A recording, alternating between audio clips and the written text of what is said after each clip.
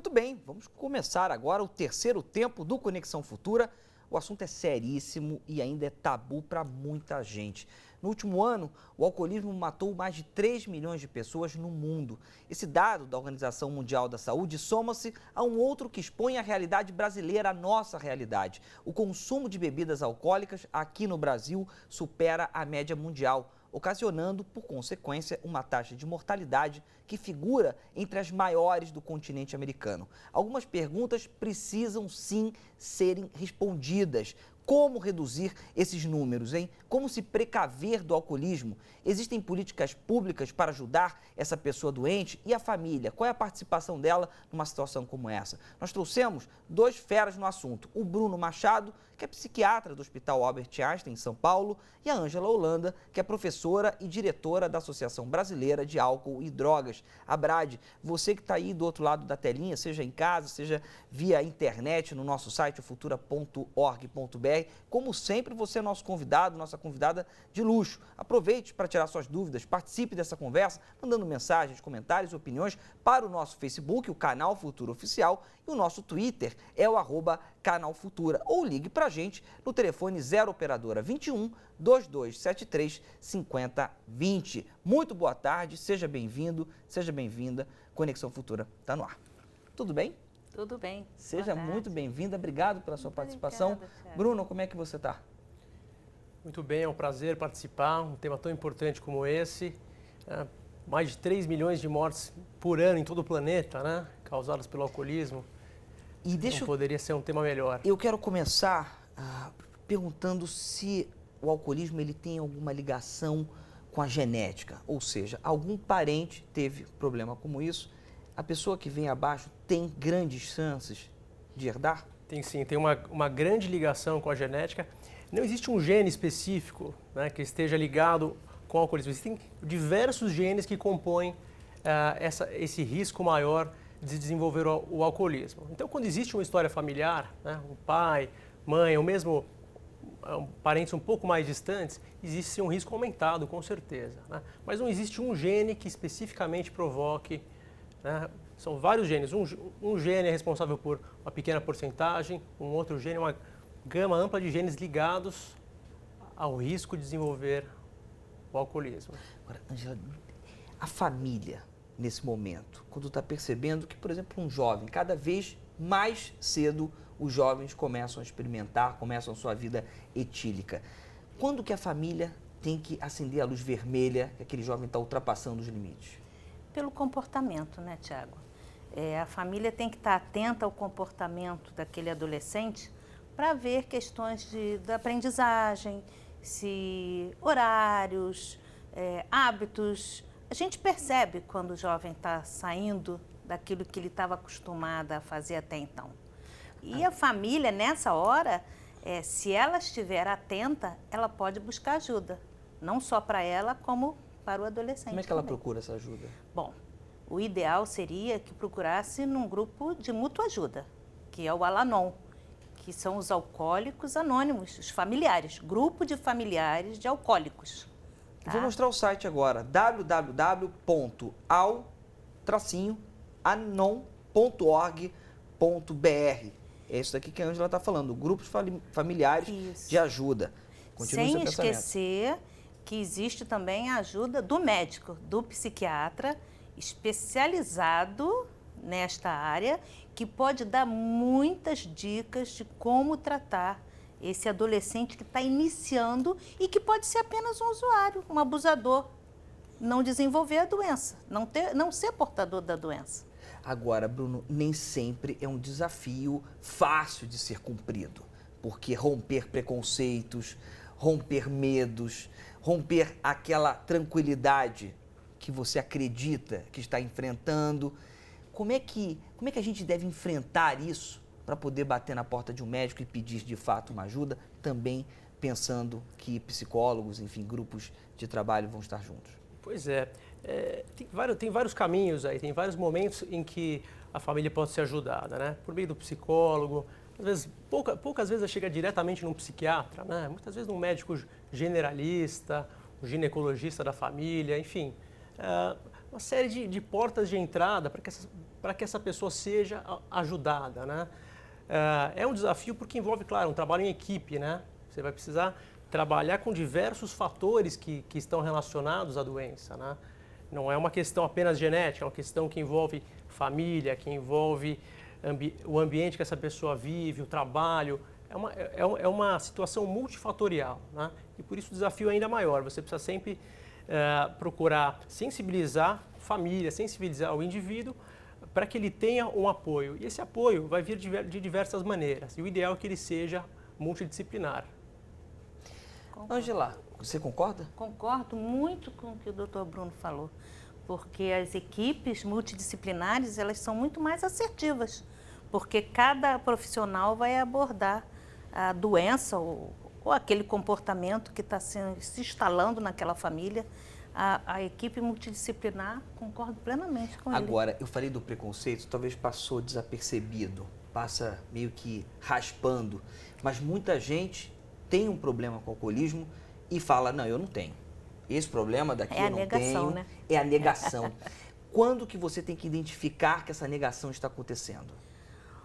Olha, Tiago, é difícil falar do alcoolismo com adolescente, porque o alcoolismo, não sei se você concorda, Bruno,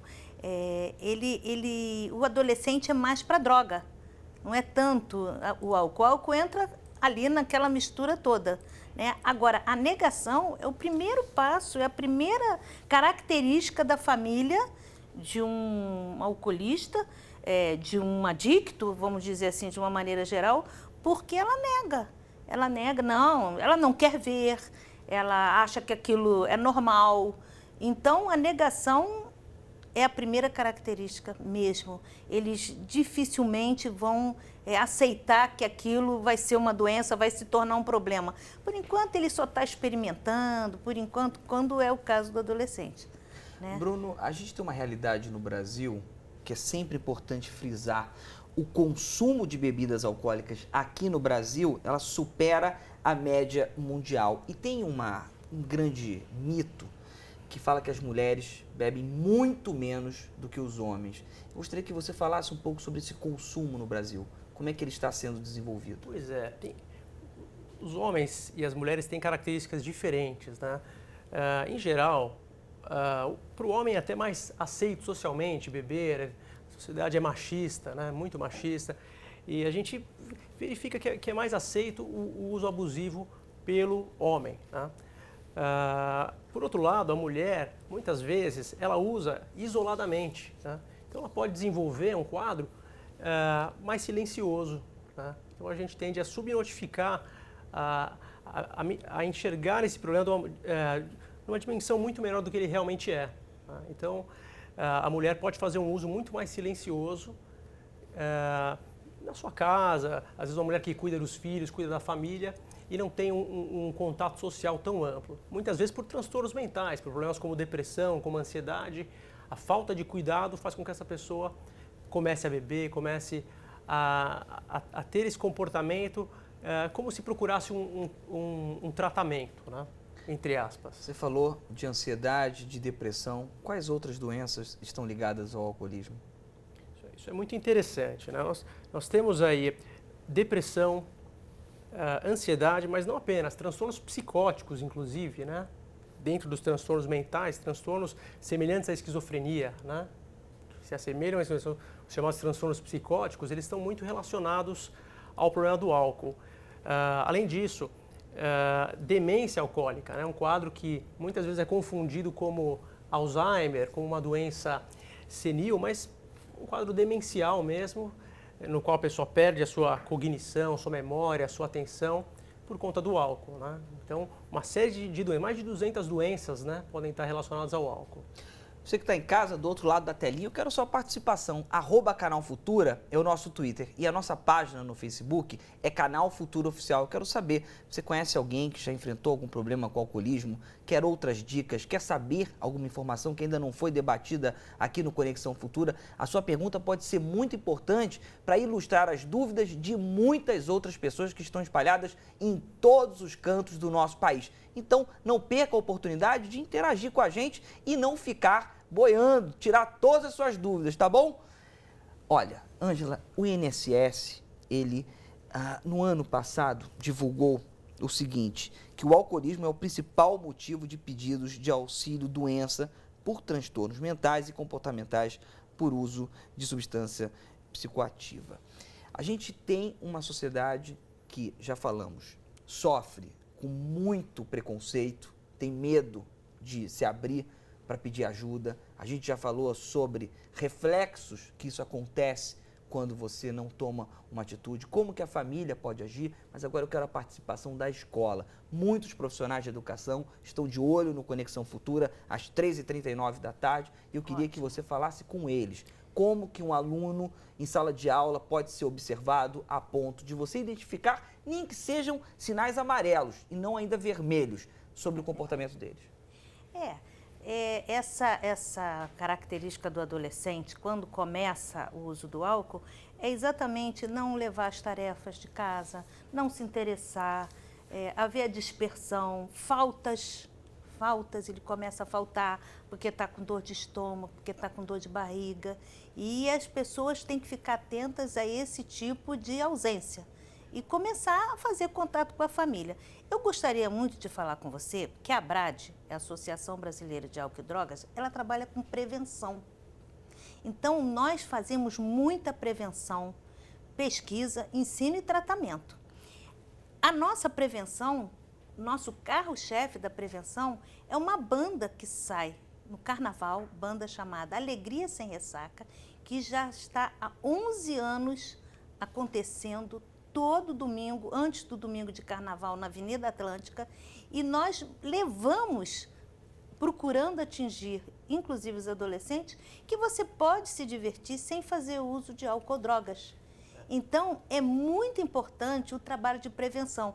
E as escolas, eu que trabalhei em escolas muitos anos, eu levava para dentro da escola equipes multidisciplinares que faziam palestra para os pais, para os professores e para os adolescentes.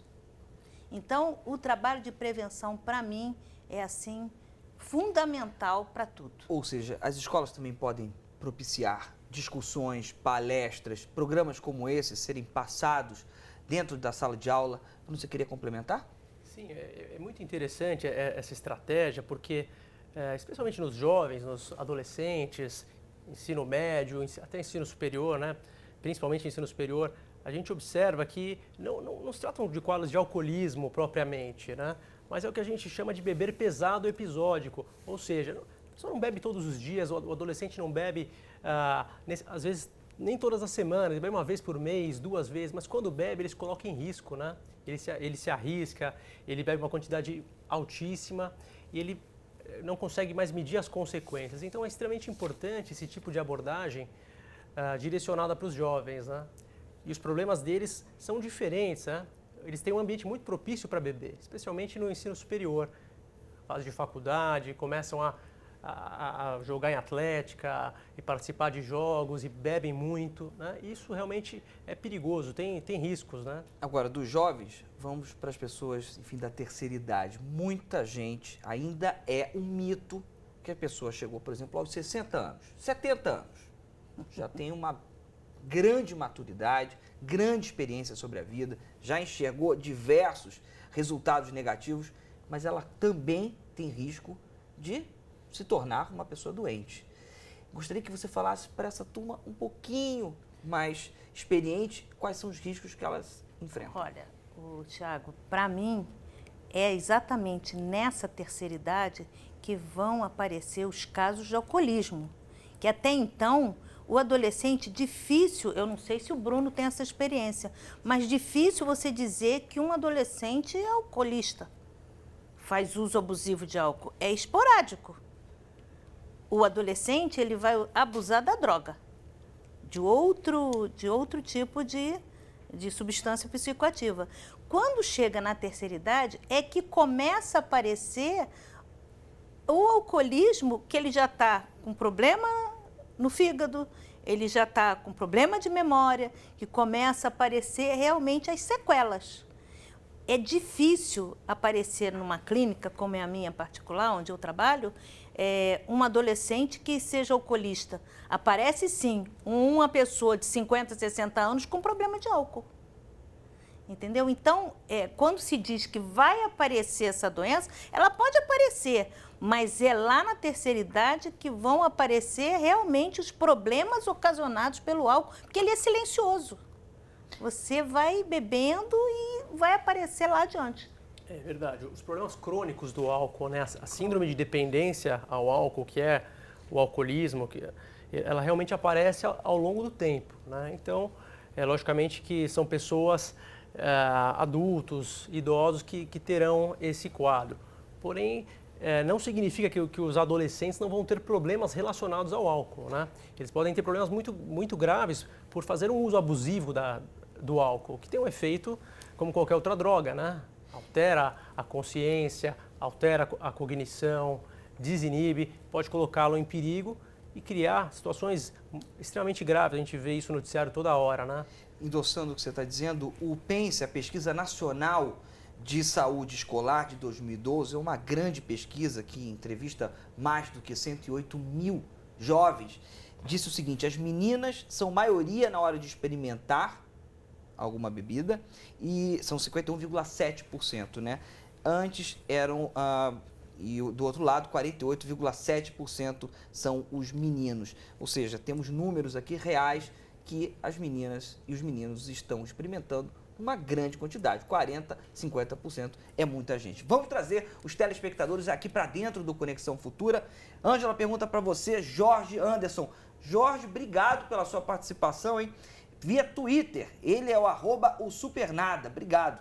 Como podemos amenizar os conflitos familiares causados pelo álcool, levando em conta a dependência física e biológica da pessoa que é doente? Bom, obrigada, Jorge, pela participação. Eu gostaria de dizer que o diálogo é a primeira fase assim que poderíamos considerar, tá? Mas quando aparece um caso desse na família, a família é disfuncional. Ou ela se torna, ou ela já vinha com alguns problemas, então ninguém se entende dentro de casa. Por isso é que logo no início eu falei com você, Tiago, que o ideal seria se a gente frequentasse grupos de mútua ajuda, porque lá o familiar ia escutar falar como fazer, de que maneira ele pode agir sem atrapalhar, e o adolescente ou o jovem ou lá quem fosse para o grupo de AA. Mas como isso já é num estágio mais avançado, o ideal é que você procure uma equipe especializada. Se você acha que está com algum problema dentro de casa e não está sabendo resolver, procure uma equipe especializada. Se eu tiver com dor de garganta, eu vou procurar um otorrino. Se eu tiver com problema de comportamento, eu vou procurar um psicólogo que vai encaminhar para o psiquiatra, se for o caso. Mas o ideal, que raramente acontece, é que todos pudessem sentar e conversar. Ótimo. E sem essa ideia de caminhar sozinho, né? É sempre importante pedir ajuda. João Gomes, da Paraíba. João, muito obrigado pela sua participação. Se sinta sempre em casa aqui no Conexão Futura e em todos os programas do Canal Futura, ok? Ele diz o seguinte: Bruno, o álcool e a droga podem afetar o desenvolvimento da criança, no caso de pais dependentes? Com certeza. Essa pergunta eu fiquei na dúvida. Talvez ele esteja falando sobre a gestação, né? O desenvolvimento da criança. Talvez, se for essa pergunta, sim, mas se for também o desenvolvimento da criança ao longo da infância, com certeza, né? A criança, ela aprende pelo exemplo dos pais, né? O exemplo dos pais é a principal maneira com que a criança conhece o mundo. Então, evidentemente, que isso afeta o desenvolvimento da criança, cria um ambiente emocionalmente vulnerável, né? E pode fazer, sim, com que essa criança tenha uma maior propensão a se tornar um alcoolista no futuro. Não só pela genética, mas também pelo exemplo, né? Então, com certeza, é um risco grande. Olha, a Lorita Pazinato, obrigado pela sua participação, Lorita. Ela diz o seguinte: Ângela, participo de grupos de Al-Anon há anos e gostaria de saber como direcionar o amor próprio do jovem dependente para que ele possa acreditar que pode se afastar da dependência. Olha, ela fez uma pergunta complicada. Ele tem que começar a autoestima dele a ser elevada, para ele poder começar a gostar de si, ver o que está fazendo bem a ele, o que não está fazendo bem a ele, mas realmente existe o Alatim, que é para crianças e adolescentes. Talvez nesses grupos ele fosse encontrar pessoas da mesma faixa etária que ele que pudessem dar um retorno para ele recuperar esse amor próprio, essa autoestima. Talvez fosse o Alatim. Também temos perguntas para você, Bruno. Margarete Santos, obrigado pela participação, Margarete. Ela é de Niterói. Uma pessoa que bebe 3 vezes na semana, socialmente, pode ser considerada alcoólatra? Não.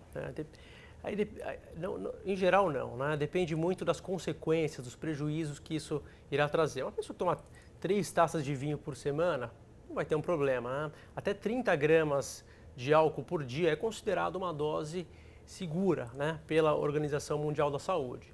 Então, evidentemente que existe o uso que é social, né, o uso recreativo que é feito aos finais de semana, que não atrapalha as atividades laborativas, né, a pessoa não perde dia de trabalho, não deixa de estudar, não compromete o ambiente familiar. Né.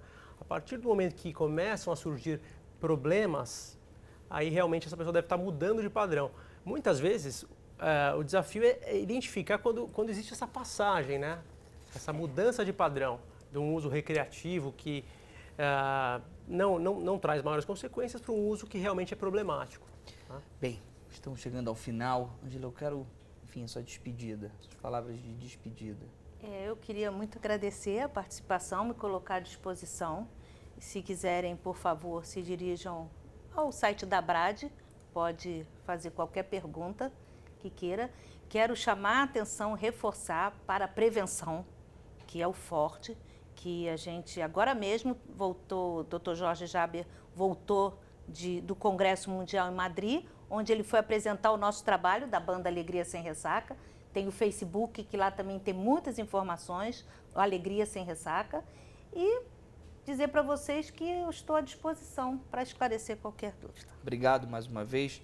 Bruno, despedida. Foi um prazer estar aqui, acho que foi um tema muito bem escolhido. Eu gostaria de ressaltar que é verdade, né? É verdade que é importante procurar o especialista, procurar ajuda, né? Pedir ajuda, mas nem sempre essa ajuda está à disposição. Né? Às vezes essa ajuda pode vir de outra maneira, inclusive por meio do professor. Né? Às vezes o professor tem o potencial, tem a capacidade de reconhecer uma série de situações que são perigosas para a saúde das crianças, dos adolescentes, né? Não só o alcoolismo, o uso de drogas, depressão, outros transtornos mentais. Né? Então, eu acho que... Tem algum minuto a mais? Não, porque a gente está chegando ao final. Já estamos estourando o tempo. Tá Jorge certo. Melo já está pedindo para eu encerrar. Tá certo. Eu vou dar o site, mas eu vou fazer o seguinte. Vou dar mais uma vez o site da Abrad, www.abrad.com.br. Se você não anotou, anote agora. Pode tirar todas as suas dúvidas com a Ângela e com todo o grupo que por lá trabalha. Obrigado, muito obrigado pela sua participação, pela sua companhia, sempre importante aqui para o Conexão Futura e também para o Canal Futuro. Eu espero, enfim, você sempre de segunda a sexta-feira ao vivo, às 2h30 da tarde ou nas nossas reprises, à 00:30 e às 7h30 da manhã e a qualquer horário do dia e da noite no site do Futuro. Amanhã, Cristiano Rick Ziegel volta para essa cadeira daqui, que ele é o oficial. Até mais, hein? Tchau, tchau.